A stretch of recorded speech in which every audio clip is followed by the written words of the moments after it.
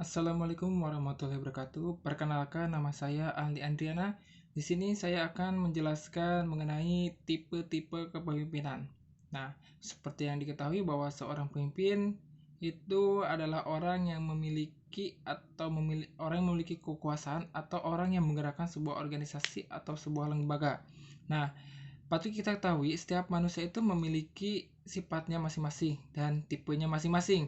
Nah, begitu pula dengan seorang pemimpin.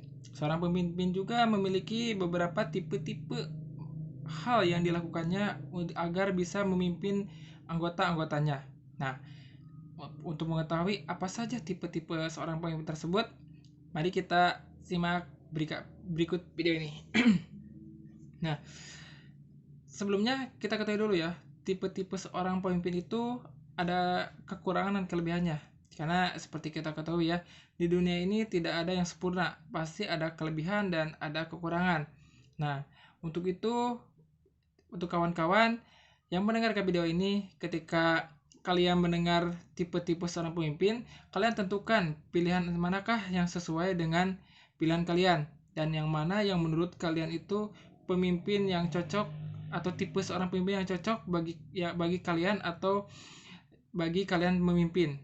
Ya, seperti itu. Nah, kita lanjut ke yang pertama, yaitu tipe otokratik ya. Nah, tipe pemimpin adalah tipe yang memiliki egois ya, tipe yang egois yang mana dia menganggap semuanya adalah miliknya. Nah, tipe pemimpin ini adalah tipe seorang pemimpin yang sangat ego, sangat besar kepala. Nah, ciri-cirinya dia tidak mau mendengar kritikan, menganggap bawahan sebagai alat, dan cenderung merasa derajatnya paling tinggi di antara anggotanya karena dia memiliki kekuasaan.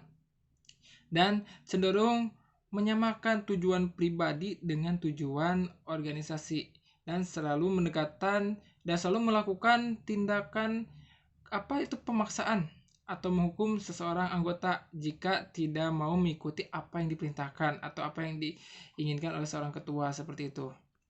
Nah, tipe ini memiliki kelebihan.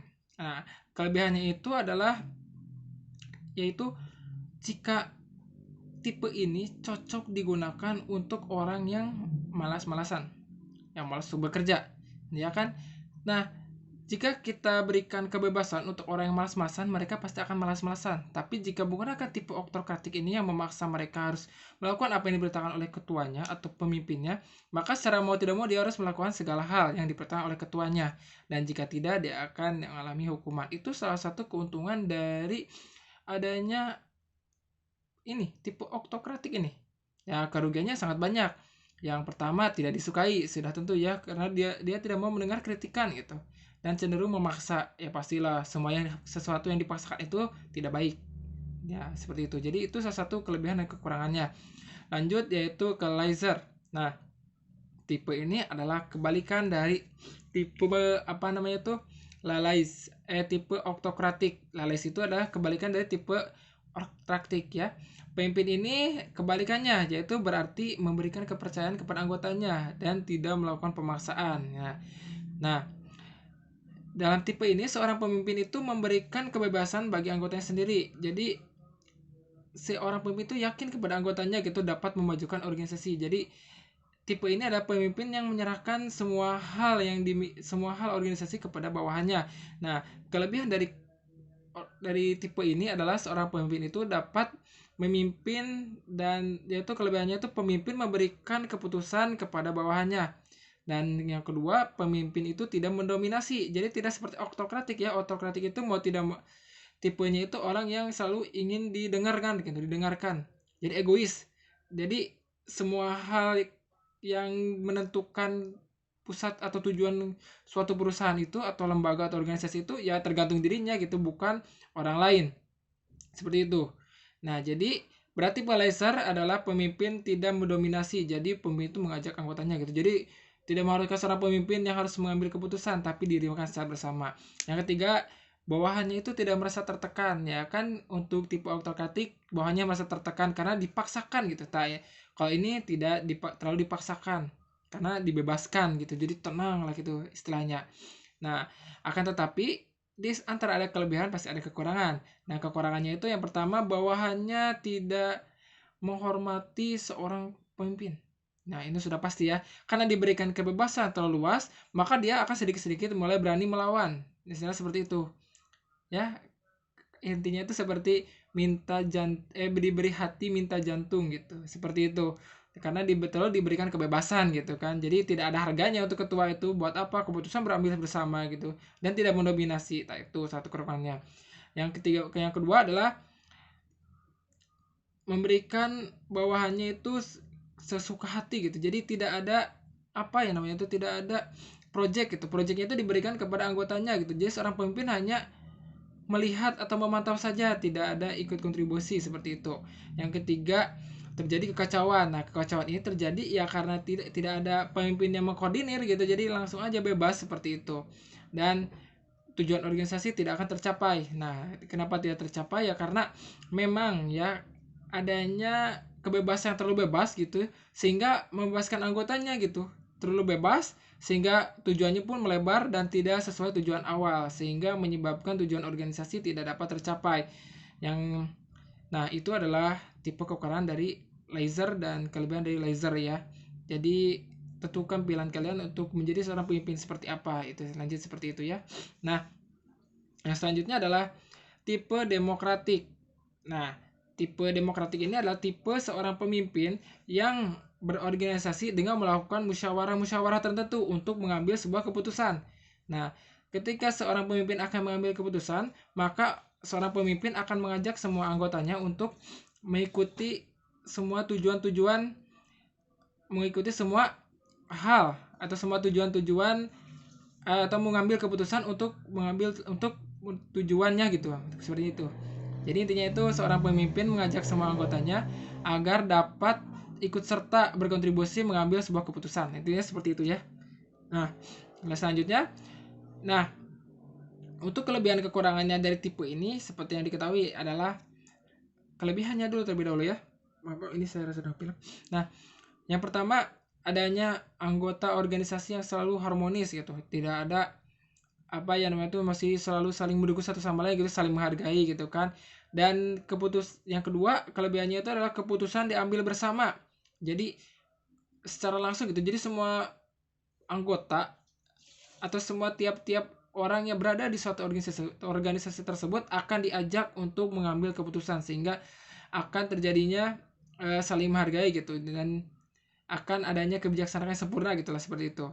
Nah, yang ketiga, anggotanya akan merasa dihargai karena merasa memiliki nilai gitu.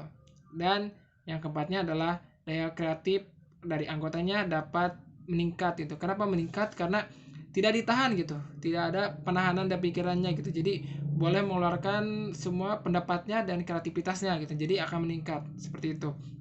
Nah, untuk yang kelemahannya sudah tentu pasti ada. Yang pertama itu adalah proses pengambilan keputusan yang sangat lama. Ya, karena terlalu banyak orang yang mengikuti sebuah rapat atau organisasi, maka memiliki pendapat yang berbeda-beda, sehingga akan sulit untuk mencari titik temu atau apa yang inti dari apa namanya itu, inti dari rapat tersebut gitu. Nah, seperti itu. Jadi agak lama untuk mengambil keputusan.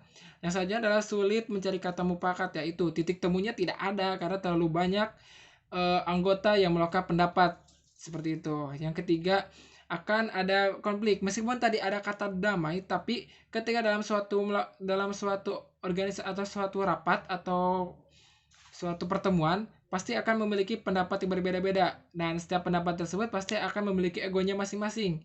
Nah, ketika saling beradu argumen atau pendapat tersebut, maka nantinya akan ada timbul sedikit konflik. Meskipun itu sederhana, pasti ada konflik di antaranya. Nah, ketika konflik itu sudah mencapai batas, mungkin akan terjadi sebuah perpecahan. Seperti itu. Itu adalah salah satu kekurangan dari tipe demokratik. Nah, kita lanjut ke tipe selanjutnya, yaitu tipe dari karismatik. Nah, yaitu keempat itu karismatik, yaitu seorang pemimpin yang memiliki daya tarik yang bagus, yang cenderung apa ya, kayak ciri khas gitulah, ciri khas dalam dirinya yang menjadi daya tarik bagi anggotanya gitu, tipe ini. Nah, salah satu contohnya adalah seorang pemimpin yang memiliki loyalitas yang tinggi. Nah, jadi cirinya itu adalah seorang pemimpin yang memiliki suatu ciri khas ya, karismatik, seperti bisa karismatik dalam mengambil keputusan, berloyalitas tinggi kepada perusahaan dan anggotanya. Nah, itu adalah satu tipe karismatik. Nah, kelebihan dari tipe karismatik ini adalah kelebihannya itu seorang pemimpin akan memiliki keputusan yang tegas. Nah, memiliki keputusan tegas dan kedua bawahannya merasa aman karena loyalnya seorang pemimpin tersebut yang karismatik tersebut, maka seorang anggotanya itu merasa aman gitu. Yang ketiga adalah memiliki anggota yang loyalitas. Tentu saja karena melihat sifat dari ketuanya sangat loyalitas kepada perusahaan, maka secara langsung akan mempengaruhi anggotanya sehingga anggota pun akan merasa loyal kepada seorang pemimpinnya. Yang dan selanjutnya ada kelemahan. Nah, untuk tipe kelemahan ini tentu saja ada ya. Kelemahannya itu yang pertama, seorang bawahannya tidak memiliki inisiatif karena hanya mengikuti perintah pemimpin. Ya, meskipun loyal tapi dia tidak ada daya kreativitas gitu, hanya mengikuti apa yang dikatakan seorang pemimpin. Nah, yang kedua adalah keputusan yang diambil dari hasil penyampaian. Jadi apa yang disampaikan ketua akan disetujui oleh anggota. Yang ketiga adalah daya imajinasi para pengikutnya akan rendah. Ya tentu saja karena tidak ada pemikiran yang lebih lanjut gitu. Jadi hanya seorang pemimpin saja memikirkan ke depannya. Jadi anggota hanya menjadi follower biasa dan melaksanakan gitu. Tidak ada apa namanya itu melakukan pendapat atau apapun itu. Nah, mungkin sekian dari saya yang bisa saya sampaikan. Itu adalah tipe seorang pemimpin ya, lalu ada 4 ya dari yang saya akan sampaikan. Sebenarnya masih banyak tapi akan saya berikan 4 saja ya. Nah, mungkin sekian dari video yang saya sampaikan. Mohon maaf bila ada kekurangan ataupun salah kata yang saya ucapkan, mohon dimaafkan. Sebelumnya terima kasih yang telah menonton video ini. Wassalamualaikum warahmatullahi wabarakatuh.